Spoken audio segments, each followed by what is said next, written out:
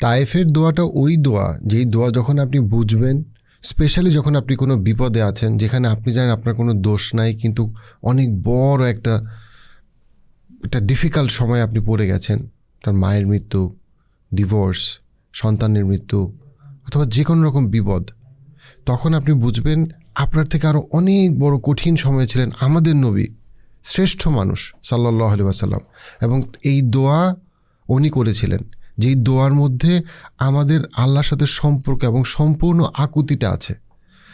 তায়েফের এই কঠিন সময়ের সাথে যদি আমরা আমাদের অবস্থা চিন্তা করি, আমাদের সামান্য কোনো যদি দোয়া কবুল না হয় বা আমাদের পছন্দ মতো কিছু না হয়, আমরা অনেক সময় আল্লাহর উপরে রাগ করি, ফ্রাস্ট্রেটেড হয়ে যাই, অথচ আমরা জানি যে আমরা আল্লাহর কাছ থেকেই আসছি এবং আমরা আল্লাহর কাছেই ফেরত যাব।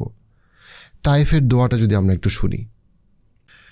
হে আল্লাহ, আমি তোমার কাছে নিজের দুর্বলতা, নিজের জ্ঞানের স্বল্পতা এবং মানুষের কাছে আমার তুচ্ছতার অভিযোগ করছি। হে পরম দয়ালু, তুমি দুর্বলদের রব, আমারও রব। তুমি আমাকে কার কাছে দিয়ে রেখেছ? তুমি কি আমাকে দূরের এমন কোনো এক অচেনা অজানা কারো হাতে দিয়ে রেখেছ যে আমার সাথে খুবই খারাপ ব্যবহার করবে? নাকি কোনো শত্রুর হাতে তুমি আমাকে দিয়েছ, যাকে তুমি আমার বিষয়ে মালিক করে দিয়েছ? তুমি যদি আমার উপরে রাগ না করো, তাহলে আমি কোনো কিছুরই হারানোর ভয় করি না। তবে নিঃসন্দেহে তোমার ক্ষমা আমার জন্য অত্যন্ত প্রয়োজন এবং প্রসারিত।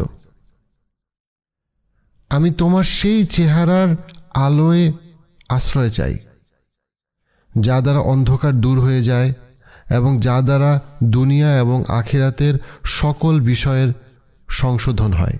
এই কথার মাধ্যমে আমার উপর তোমার ক্রোধ নেমে আসা থেকে অথবা আমার উপর তোমার অসন্তুষ্টি অবতীর্ণ হওয়া থেকে তোমার কাছে আশ্রয় চাই। তোমার সন্তুষ্টি অর্জনের উদ্দেশ্যেই আমার সকল প্রচেষ্টা। তোমার সাহায্য ছাড়া অন্যায় কাজ থেকে বেঁচে থাকা সম্ভব না, এবং তোমার তৌফিক ও শক্তি ছাড়া তোমার আনুগত্য করা অসম্ভব। এই অসাধারণ দোয়া থেকে আমি প্রথম কতগুলো পয়েন্ট আমি বলব। প্রথমত হচ্ছে রাসূলুল্লাহ সাল্লাল্লাহু আলাইহি ওয়াসাল্লাম ওনার যে দুর্বলতা, এই দুর্বলতাটাকে উনি স্বীকার করতেছেন এবং উনি আল্লাহর কাছে সুপর্দ করতেছেন। ওনার যে জ্ঞানের অভাব, ওনার যে শক্তির অভাব, এই পুরা অভাবটা উনি একমাত্র আল্লাহর কাছে উনি সুপর্দ করতেছেন মনের ভিতর থেকে। এই জিনিসটা আমরা অনেকে করি না। আমরা সবসময় আশেপাশে তাকাই, আমি কাকে ফোন করলে কি হবে, কার লবিং করলে কি হবে। আমরা পৃথিবীর যে মিনস, সেগুলো হালালভাবে আমরা সেটাতে যাইতেই পারি, কিন্তু আমার প্রথম ভিতরে আমার মাথায় থাকতে হবে যে চাবি শুধুমাত্র আল্লাহর কাছে। আল্লাহই শুধুমাত্র যে কোনো দুর্বলতা থেকে সবলতা নিতে পারে। সেটা সম্মান হানি হইতে পারে, টাকা না থাকতে পারে, যে কোনো রকম বিপদে। আর আসল বিষয়টা আল্লাহর হাতে। আমার এই দুর্বলতা আমাকে প্রথমে আল্লাহর কাছে সাবমিট করতে হবে, পেশ করতে হবে। এবং এটা কোরআনে অন্যান্য নবীদের দোয়ার মধ্যেও রিপিটের একটা ঘটনা। এবং এই কঠিন সময়ে উনি প্রথম যে কাজটা করতেছেন, আল্লাহর কাছে ওনার দুর্বলতা উনি পেশ করতেছেন। আপনার পরীক্ষা খারাপ থেকে শুরু করে, ইন্টারভিউ খারাপ থেকে শুরু করে যে কোনো রকম অবিচার, আল্লাহর কাছে আগে আমাদেরকে দোয়াতে মন থেকে আমাকে সাবমিট করতে হবে, এই পূর্ণ বিশ্বাসে যে আল্লাহ আমার এই এন্টায়ার অবস্থাটা সম্পর্কে জানে। যে তারপরে রাসূলুল্লাহ সাল্লাল্লাহু আলাইহি ওয়াসাল্লাম দোয়াতে বলতেছেন যে আমি এই যে কঠিন পরিস্থিতিতে, এই পরিস্থিতিতে আমি আছি, কিন্তু এই মানুষের ব্যবহারের থেকে আমার কাছে গুরুত্বপূর্ণ হচ্ছে আপনি আমার সম্পর্কে কি মনে করেন। খুবই গভীর একটা আবেগের একটা জায়গা, যে একটা মুমিন এবং একটা মুসলিমের জন্য পৃথিবীর সব কিছু এলোমেলো, মুমিন মুসলিম রক্তাক্ত, কিন্তু তার টেনশন হচ্ছে আল্লাহর কাছে তার পারসেপশনটা কি। আমরা সবসময় বলি সোশ্যাল পারসেপশন, মানুষ আমার কাছে কি মনে করে, রেপুটেশন। আল্লাহর কাছে, ওই আকাশে আল্লাহর কাছে এবং তার ফেরেশতাদের কাছে আমার আপনার রেপুটেশন কি। এই রক্তাক্ত অবস্থায় রাসূলুল্লাহ সাল্লাল্লাহু আলাইহি ওয়াসাল্লামের দোয়াতে এই জিনিসটা স্পষ্ট। কারণ উনি বলতেছেন এই মানুষ আমার সম্পর্কে কি মনে করে সেটা এখানে বিষয় না। বিষয়টা হচ্ছে ইয়া আল্লাহ, আপনি আমার সম্পর্কে কি মনে করেন। আপনি যেন আমার উপরে রাগান্বিত না হন, আপনি যেন আমার উপরে আপনার ক্ষমার চাদর থেকে যেন আমি বাইরে না চলে যাই। অথচ আমাদের ক্ষেত্রে হয় উল্টা। আমরা যখন আল্লাহ নিয়ামত দেয় তখন আমরা খাই, দেয়, ঘুরি। বেশি খুশিতে নামাজ মিস করি। আবার যখন আল্লাহ বিপদ দেয় তখন হায় হায় আল্লাহ আমাকে এত বড় বিপদ দিল, তাহলে নামাজ পড়ে কী হবে? মানে সবই উল্টা। কিন্তু দেখেন রাসূলুল্লাহ সাল্লাল্লাহু আলাইহি ওয়াসাল্লামের নবুয়তের পর থেকে পুরো সময়টাই কঠিন, এবং কঠিন হইতে হইতে হইতে হইতে হইতে ওনার নিরাপত্তা, ওনার চাচা, ওনার স্ত্রী সবাই মারা গেলেন, কয়েকজন সন্তানও মারা গেছেন। তারপরে উনি একটা ইসলামের জন্য কাজ করতে গিয়ে এখন রক্তাক্ত। সেই অবস্থাতে ওনার চিন্তাটা হচ্ছে আল্লাহ যেন ওনার উপর রাগ না করে। অ্যান্ড দেন উনি বলতেছেন যে আল্লাহর রহমত, আল্লাহর যে আলো, আল্লাহর রহমতের আলো, আল্লাহর যে ক্ষমতা, সেই ক্ষমতার কথা বলতেছেন যে মানে যার সাথে সমস্ত ক্ষমতা, যে আপনার ক্ষমতার এবং আপনার আশ্রয়ের এখন আমার খুবই দরকার। মানে ওনার যে ভালনারেবিলিটিটা, এটা সম্পূর্ণভাবে উনি সাবমিট করতেছেন। আমরা অনেক সময় যখন আমরা দোয়া করি, ওই দোয়ার মধ্যেও আমরা যে একদমই দুর্বল, আমরা যে একদমই আমাদের কিছুই নেই, আমরা কিছুই করতে পারি না, এই বিষয়টা আমাদের দোয়ার কথায় এবং আমাদের মনে এবং অন্তরের বিশ্বাসে থাকাটা খুব দরকার। তখন আমাদের মধ্যে সত্যিকার অর্থে বিনয় আসবে ইনশাল্লাহ। এবং এই জায়গাটা রাসূলুল্লাহ সাল্লাল্লাহু আলাইহি ওয়াসাল্লামের এই দোয়াটা একটা খুবই গুরুত্বপূর্ণ অংশ, যে উনি ওনার দুর্বলতার প্রকাশ করতেছেন এবং উনি ওনার সবলতার জন্য শুধুমাত্র আল্লাহর রহমতের উপরে উনি ডিপেন্ড করতেছেন। কারণ উনি জানেন একমাত্র আল্লাহর রহমতই ওনাকে সমস্ত রকম বিপদ থেকে ওনাকে বের করতে পারে। এবং উনি এই যে কথাটা 4 নম্বর পয়েন্ট হিসেবে বলবো, যে এই যে কথাটা উনি বলতেছেন যে আমি ততক্ষণ পর্যন্ত প্রচেষ্টা করেই যাব যতক্ষণ না পর্যন্ত আপনি আমার উপরে সম্পূর্ণভাবে সন্তুষ্ট। সুবহানাল্লাহ, এই কঠিন সময় উনি কথাটা বলছেন। লাইনটা এক্স্যাক্টলি এটা, লাস্ট লাইনের আগের লাইন, আমি ততক্ষণ পর্যন্ত আপনার প্রচেষ্টা করেই যাব, প্রচেষ্টা আমি করেই যাব যতক্ষণ না পর্যন্ত আপনি আমার উপরে সম্পূর্ণভাবে সন্তুষ্ট।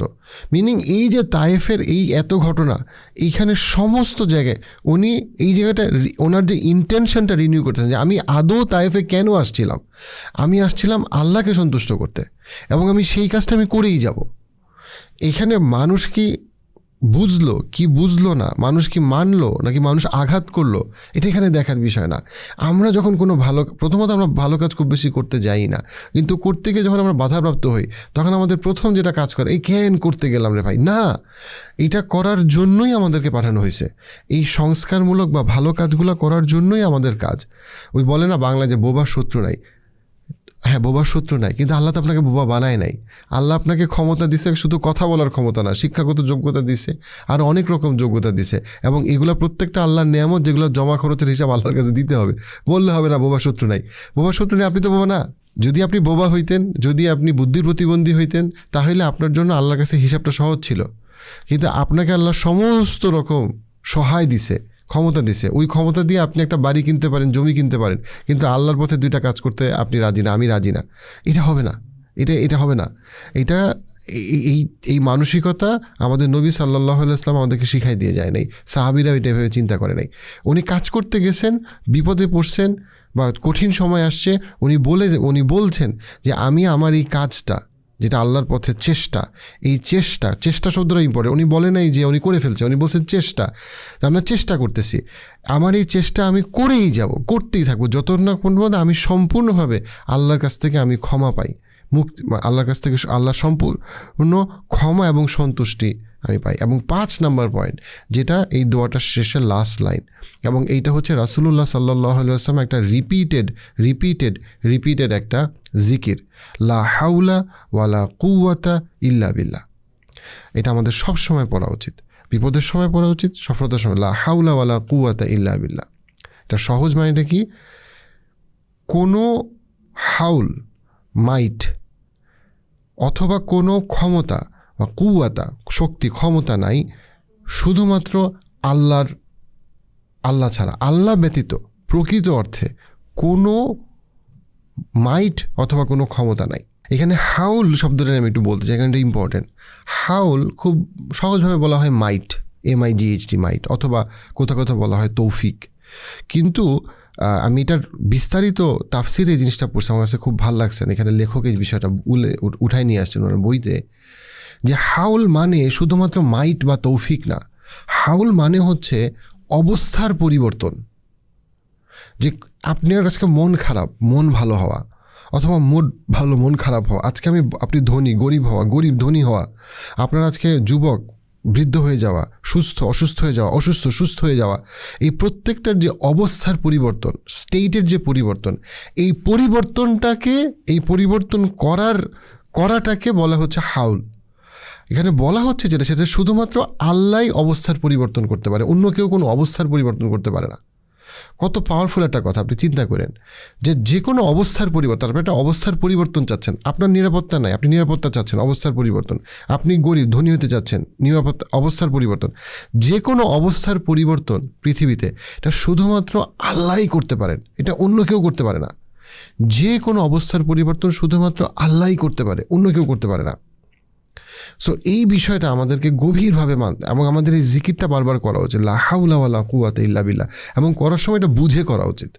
এটা মানে আমি কি বলতেছি, যে কোনো রকম অবস্থার পরিবর্তন এবং যত রকম শক্তি ক্ষমতা, এটা শুধুমাত্র আল্লাহর আছে। আল্লাহ ছাড়া অন্য কারো আসলে সার্বিকভাবে আসলে এটা নাই, অবস্থার পরিবর্তন করার এবং ক্ষমতা ম্যাক্রো লেভেলে এবং মাইক্রো লেভেলে, এটা অন্য কারো নাই।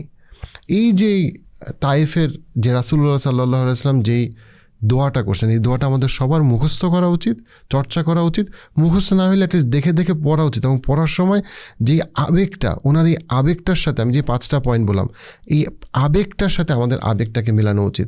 আমাদের জীবনে বেশিরভাগ মানুষের এত কঠিন পরীক্ষা নেই যত কঠিন পরীক্ষা রাসূলুল্লাহ সাল্লাল্লাহু আলাইহি ওয়াসাল্লামের জীবনে ওনাকে দিতে হয়েছে।